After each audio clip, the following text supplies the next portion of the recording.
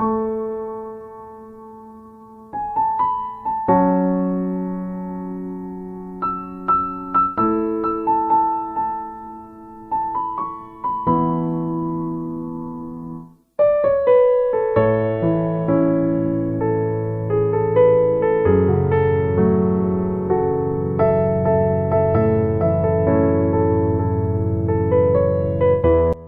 Everyone, আসসালামু আলাইকুম। কেমন আছেন সবাই? আই হোপ সবাই অনেক বেশি ভালো আছেন। আলহামদুলিল্লাহ আমিও আমার পরিবার পরিজন নিয়ে ভালো আছি। এই তো প্রতিদিনের মতো আবার একটি নতুন লাইফস্টাইল ব্লগ নিয়ে এসেছি আপনাদের মাঝে। আশা করি আজকের ব্লগটা আপনাদের অনেক বেশি ভালো লাগবে। আজকের ব্লগটা আমি সকাল থেকে শুরু করেছি, তবে অন্যান্য দিন নাস্তা দিয়ে শুরু করি। আজ একটু গাছের পরিচর্যা করব। তো প্রায় আগের দিন রাতের বেলা কিছুটা আর কি খালি টব নিয়ে এসেছিলাম। আমার যেহেতু ছোট্ট একটা বারান্দা আছে, তো প্রায় সময় আপনাদের মাঝে আসলে শেয়ার করা হয়। বেশিরভাগ সময়ই কিন্তু আসলে আমি শেয়ার করি না, যেহেতু আমার বারান্দাটা অনেক বেশি ছোট। দেখতেও কিন্তু অত বেশি ভালো লাগে না। তো যার কারণে দেখা গিয়েছে আমার কয়েকটা শখের গাছ আছে, যেগুলাকে আমি সবসময় পরিচর্যা করার চেষ্টা করি আর কি। আর গাছ কিন্তু আমার অনেক বেশি পছন্দের একটা জিনিস। আমার কাছে মনে হয় বাসার যেই জায়গায় কেন না কেন, সবুজ গাছপালা বা গাছ আর্টিফিশিয়াল গাছ রাখি না কেন, দেখতে কিন্তু অনেক বেশি ভালো লাগে। আর গাছ কিন্তু ঘরের সৌন্দর্য অনেকটাই বাড়িয়ে দেয়। তো আমার কিন্তু গাছ অনেক বেশি পছন্দের। তবে কিন্তু একটা দুঃখের বিষয়, কিন্তু গাছ আমার হতেই চায় না, কিন্তু আমি অনেক বেশি যত্ন করি গাছগুলোকে। তো বেশ অনেক দিন আগে যেহেতু ছোট ছোট মগের মধ্যে আর কি আমার গাছগুলো ছিল, তো ভাবলাম যে এইগুলোকে একটু মাটি পাল্টিয়ে একটু বড় আর কি টবের মধ্যে লাগিয়ে নিই। তো এখানে আর কি সবগুলো গাছ এক এক করে আর কি এবার অন্য টব থেকে এখানে ট্রান্সফার করে দিয়েছি। তো এখানে একটু পানি দিয়ে রোদে দিলাম আর কি, একটু রোদ লাগিয়ে তারপরে আবার বাসায় নিয়ে যাব। আর এটা কিন্তু আমার বাসার পার্কিং আর কি, পার্কিংয়ের মধ্যে রোদ আসে, তো পার্কিংয়ে একটু দিয়ে দিয়েছি। তো যাই হোক, তারপরে সোজা চলে এসেছি সকালে নাস্তা রেডি করার জন্য। তো আজকে সকালে নাস্তা এখানে এই যে গাজর দিয়ে আর কি ভেজিটেবলস, বাচ্চাদেরকে এখানে নুডলস রান্না করে দেব। আর নুডলসটা কিন্তু দেখে গিয়েছে বাচ্চারা সবাই কম বেশি খেতে অনেক বেশি পছন্দ করে। আর আমি সবসময় চেষ্টা করি খাবারের মধ্যে ভিন্নতা আনার জন্য। দেখা গিয়েছে বাচ্চারা কিন্তু এক এক দিন এক এক রকমের খাবার খেতেই অনেক বেশি পছন্দ করে। প্রতিদিন একই টাইপের খাবার কিন্তু বড়দের কাছেও ভালো লাগে না, আর বাচ্চাদের কাছে কি বলবো। আর বাসার তো সবাই জানেন কম বেশি আমরা সবাই একটু অসুস্থ, ঠান্ডা জ্বরের মধ্যে ভুগতেছি। তো যাই হোক, এখানে আর কি নুডলসটা রান্না করে নিয়েছি। তো এখানে আমার জন্য এখানে রং চা করে নিয়েছি, যেহেতু প্রচুর পরিমাণে ঠান্ডা, কোনোভাবেই ঠান্ডাটা ভালো হচ্ছে না। তো আদা দিয়ে আর কি আজকে এখানে মশলা একটা চাষ করে নিয়েছি। তো ভিডিওর এই পর্যায়ে এসে যে সকল প্রিয় মিষ্টি আপুরা এখনও আমার ভিডিওটি দেখছেন, প্লিজ ভিডিওটিতে একটি লাইক দিয়ে অবশ্যই কন্টিনিউ করবেন। আর যারা অলরেডি এই কাজটি করে দিয়েছেন তাদেরকে জানাই অসংখ্য ধন্যবাদ।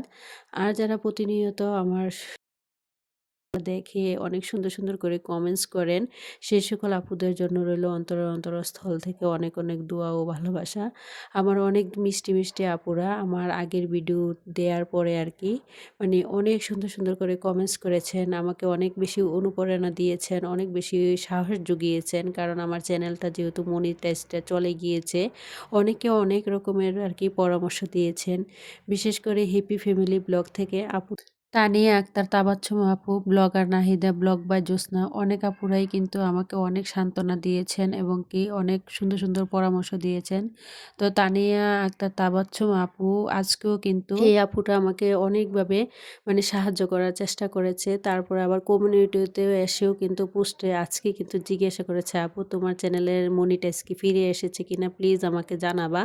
তো আপু না, আমার চ্যানেলের মনিটাইজ ফিরে আসেনি, তবে সবার জন্য একটা কথা জানিয়ে দিচ্ছি, আমি কিন্তু কালকে আবার নতুন করে জিমেল আইডি খুলে তারপরে দেখা গিয়েছে যে নতুন করে আবার অ্যাপ্লাই করেছি। তো ওনারা কিন্তু আমাকে 2 থেকে সপ্তাহের জন্য আর কি অপেক্ষার জন্য আছি। 2 থেকে 3 সপ্তাহ অপেক্ষা করার পর নাকি আসলে দেখবে। তো যাই হোক, তো চলে এসেছি আপনাদের সাথে একটা জিনিস শেয়ার করার জন্য। এদিক দিয়ে তো দেখতেই পেয়েছেন, নাস্তা খাওয়ার পর যত থালা বাসন ছিল সব কিছু ধুয়ে পরিষ্কার করে নিয়েছি। এই যে দেখতে পাচ্ছেন এখানে একটা আর কি সামান্য জিনিস হলো, জিনিসটা হয়তো সামান্য কিন্তু আমার কাছে অনেক বড়। জিনিসটা দেখতে যদিও সামান্য মনে হয়, কিন্তু এটা অনেকটাই দাম দিয়ে কিনতে হয়েছে, প্রায় ১,৫০০ টাকা দিয়ে আর কি। আমার ছেলের জন্য এখানে একটা ব্যাট নিয়ে এসেছি। তো আজকের হয়তো ভিডিও টাইটেল এবং থাম্বনেল দেখে হয়তো বুঝতে পেরেছেন, মধ্যবিত্ত পরিবারে টাকা পয়সা জমানোর পাশাপাশি কিন্তু বাচ্চাদের শখ আহ্লাদগুলো আমরা কিভাবে চাইলে পূরণ করতে পারি বা বাচ্চাদের ইচ্ছেগুলো আমরা কিভাবে পূরণ করব, তাই আর কি আজকে আপনাদের মাঝে শেয়ার করব। আসলে আমরা সবাই বেশিরভাগ মানুষই কিন্তু আসলে মধ্যবিত্ত ফ্যামিলিতে বসবাস করি। আর মধ্যবিত্ত মানেই হচ্ছে মানে এক বুক কষ্ট বুকে জমা নিয়ে আসলে জীবন কাটানো। যা আমাদের সমাজে সবচেয়ে বেশি ভালো থাকেন নিম্নবিত্তরা এবং উচ্চবিত্তরা। কারণ নিম্নবিত্তরা দেখা গিয়েছে যেকোনো সমস্যায় পড়লে কিন্তু সবার কাছে হাত পাততে পারেন বা বলতে পারেন। কিন্তু এক বুক কষ্ট বুকে চাপা দিয়েই কিন্তু আমাদের মতো মধ্যবিত্তদের সংসার চালাতে হয়, সব দিক ম্যানেজ করতে হয়, চলতে হয়, জীবনে চলার পথটা সহজ করে নিতে হয়। তো যাই হোক, তো চলে এসেছি সংসারের কাজকর্মে। একদিক দিয়ে সংসারের কাজকর্ম করব আর অন্যদিক দিয়ে আপনাদের সাথে কিছু কথা শেয়ার করব। আমরা সবাই আসলে টাকা পয়সা সঞ্চয় করার কথা চিন্তা করি বা সবসময় দেখা গিয়েছে টাকা পয়সা কীভাবে কী করলে টাকা পয়সা জমাতে পারবো সেই দিকে আর কি বিবেক বিবেচনা করি বা টাকা পয়সা জমিয়ে রাখার কথাটাই বেশিরভাগ চিন্তা করি। কিন্তু সেই টাকা পয়সাগুলো কিন্তু আমাদের ভবিষ্যতের জন্য, আমাদের ছেলে মেয়েদের জন্য, আমাদের ভবিষ্যৎ বলতেই তো হচ্ছে আমাদের বড় সম্পদ হচ্ছে আমাদের ছেলে মেয়েরা। তো সবসময় যে টাকা পয়সা শুধু জমিয়ে রাখবো তা কিন্তু না। টাকা পয়সা জমানোর পাশাপাশি কিন্তু টাকা পয়সাকে মানে টাকা পয়সাগুলোকে সঠিক কাজে কিন্তু লাগাতে হবে। আর হিসেব করে চলাকে কিন্তু কখনোই কৃপণতা বলে না। আমি মনে করি আজকের দিনে আপনার এই হিসেব করে চলা বা কৃপণতা করে চলা কিন্তু একটা দিন আপনার ভবিষ্যতে অনেক বড় মানে বিপদের বন্ধু হয়ে দাঁড়াবে। তো আমি মনে করি কি প্রতিটা মানুষই হিসেব করে কৃপণতা করেই কিন্তু একটু, একটু করে টাকা পয়সা সঞ্চয় করে রাখে। যেন তারা তাদের সন্তানদের ভালো একটা ভবিষ্যৎ দিতে পারে বা সন্তানদেরকে ভালোভাবে লেখাপড়া করাতে পারে বা সন্তানদেরকে ভালো খাবার উপহার দিতে পারে বা ভালো পোশাক পরিচ্ছদ করাতে পারে। আমরা সবসময় চেষ্টা করি মা-বাবারা নিজেদের সবকিছু বিসর্জন দিয়ে হলেও কিন্তু সন্তানদের মুখে হাসি ফোটানোর জন্য, সন্তানদের মুখে মানে সন্তানদের সকল আবদার, ইচ্ছেগুলা পূরণ করার জন্য। আসলে আমরা কাদের জন্য সঞ্চয় করি? শুধু একমাত্র আমি একটা দিক চিন্তা করে দেখেছি। আমরা কিন্তু ভবিষ্যতের কথা চিন্তা করেই কিন্তু আমরা সঞ্চয় করি। সবসময় যে শুধু সঞ্চয় করে যাব তা কিন্তু না। ভবিষ্যতের জন্য সঞ্চয় করা মানে সন্তানদের জন্য সঞ্চয় করা। আমার সঞ্চয়ের মূল কারণ হচ্ছে আমার সন্তানরা কিভাবে ভালো থাকবে, কিভাবে মানুষের মতো মানুষ হবে, লেখাপড়া করে জীবনে অনেক বড় মানুষ হতে পারবে। তো তাদের জীবনের সকল ইচ্ছে আবদারগুলা পূরণ করাই কিন্তু এক বাবা-মায়ের দায়িত্ব ও কর্তব্যে পড়ে। তো যাই হোক, সবসময় যে শুধু নিজেদের ভবিষ্যতের কথা চিন্তা করে টাকা পয়সা জমিয়ে রাখবো তা কিন্তু না। টাকা পয়সা জমানোর পাশাপাশি কিন্তু ছেলে মেয়েদের ইচ্ছেগুলা আবদারগুলা পূরণ করতে হবে। আর সেগুলো করতে হলে আমাদেরকে অবশ্যই নিজেদের ছোট, ছোট ইচ্ছেগুলো, নিজেদের ছোট, ছোট চাওয়া পাওয়া সব কিছুই বিসর্জন দিতে হবে। ধরেন আপনার একটা জিনিস পছন্দ হলো বা একটা ড্রেস পছন্দ হলো, সেগুলো যদি আপনি না কিনে সেই টাকাটা যদি আপনার ছেলে মেয়েদের জন্য রেখে দেন বা ভবিষ্যতের কথা চিন্তা করে রেখে দেন, তাহলেই কিন্তু সেটা দিয়েই কিন্তু আপনি আপনার ছেলে মেয়েদের চাহিদাগুলো বা ইচ্ছেগুলো পূরণ করতে পারেন। তো আপনাদের সাথে কথা বলতে বলতে কিন্তু এখানে কিছু কথা বলি একটু ভিডিও রিলেটেড। তো আমার ছেলের জন্য যে ব্যাটটা কিনেছিলাম, কারণ তার স্কুলে আর কি মানে খেলাধুলা চলছে, তো তার এটা দরকার ছিল, যার কারণে আর কি আমি কিন্তু নিজের জমানো টাকা দিয়েই কিন্তু তাকে এই ব্যাটটা কিনে দিয়েছি। তারপরে এখানে আরেকটু কথা বলি। এই যে দেখতে পাচ্ছেন, এখানে কিন্তু আমার ছেলে মেয়েরা মানে চাপ খেতে চেয়েছিল আমার কাছে। তো সবসময় যে হিসেব করে চলি বা কৃপণতা করে চলি তা কিন্তু না। সংসার চালানোর পাশাপাশি হিসেব করে চলার পাশাপাশি কিন্তু আমি সবসময় চেষ্টা করি মাসে একবার হলেও কিন্তু আমার ছেলে মেয়েদেরকে বাহিরে ঘুরতে নিয়ে যেতে বা ওদেরকে একটা ট্রিট দেওয়ার জন্য আর কি। তো ওরা কিন্তু সবসময়, যেহেতু ওদের বাবা কিন্তু দেশের বাহিরে থাকে, তো ওদের চাওয়া পাওয়া কিন্তু সব কিছুই আমার কাছে। তো আমি যদি এগুলো পূরণ না করি, বলেন তো ওরা কার কাছে যাবে, কার কাছে বলবে বা কেই বা তাদের ইচ্ছেগুলো পূরণ করবে।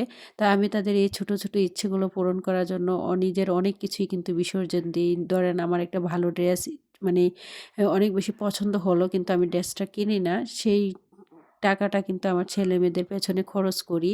আর তারাই তো হচ্ছে আমাদের ভবিষ্যৎ। ছেলেমেয়ে যদি বড় হয়ে মা-বাবার মুখ উজ্জ্বল করে বা দেখা গিয়েছে নিজের পায়ে প্রতিষ্ঠিত হতে পারে, তখন কি মা-বাবাকে ফেলে দেবে বলেন তো? তো আসলে আমরা সবসময় যে শুধু নিজেদের কথাই চিন্তা করব তা কিন্তু নয়। নিজেদের ছোট, ছোট ইচ্ছেগুলো, শখগুলো সবকিছু বিসর্জন দিয়েই কিন্তু ছেলেমেয়েদের শখ, আবদার, ইচ্ছেগুলো পূরণ করতে হয়। তো আমরা যেহেতু মা-বাবা নিজেদের চাহিদা বলতে এখন কোনো কিছুই নেই। যেহেতু বয়স হয়ে গিয়েছে, বাবা-মা হয়ে গিয়েছি।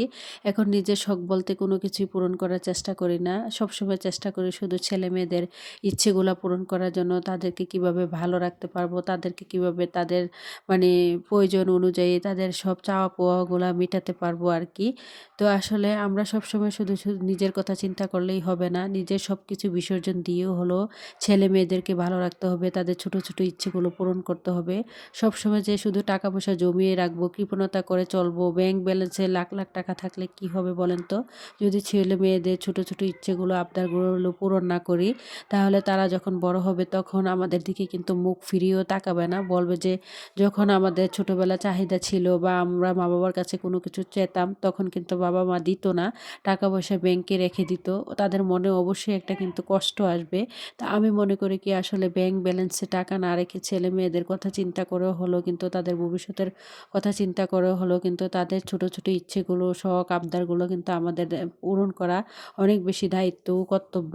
তো আমি সবসময় চেষ্টা করি, আমি যতই হিসেব করে চলি না কেন, সংসারের যত মানে দেখবেন আমার কিন্তু অনেক কিছু মানে কিনতে ইচ্ছে করলেও আমি অনেক সময় কেনাকাটা করি না, বা নিজের একটা দেখা গিয়েছে ঘর সাজানোর জিনিস কিন্তু পছন্দ হলো তাও আমি নেই না, বা দেখা গিয়েছে একটা ভালো ড্রেস পছন্দ হলো, ভালো জুতা পছন্দ হলো, ভালো ব্যাগ পছন্দ হলো তাও কিন্তু আমি করি না।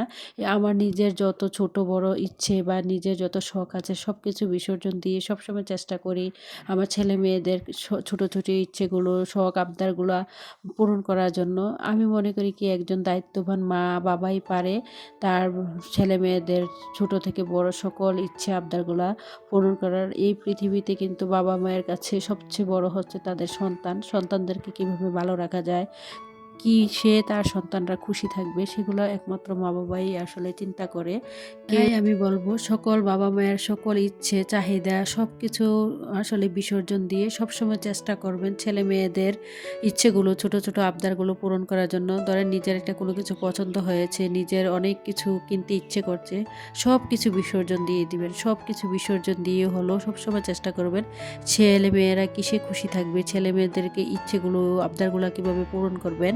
আসলে টাকা-পয়সা জমিয়ে ছেলে-মেয়েদের ছোট ইচ্ছেগুলো পূরণ করার চেষ্টা করবেন। দেখবেন এতে করে ছেলেমেয়েরাও খুশি, আপনারা খুশি। তো ভিডিওটা এই পর্যন্তই। সবাই ভালো থাকবেন। খোদা হাফেজ।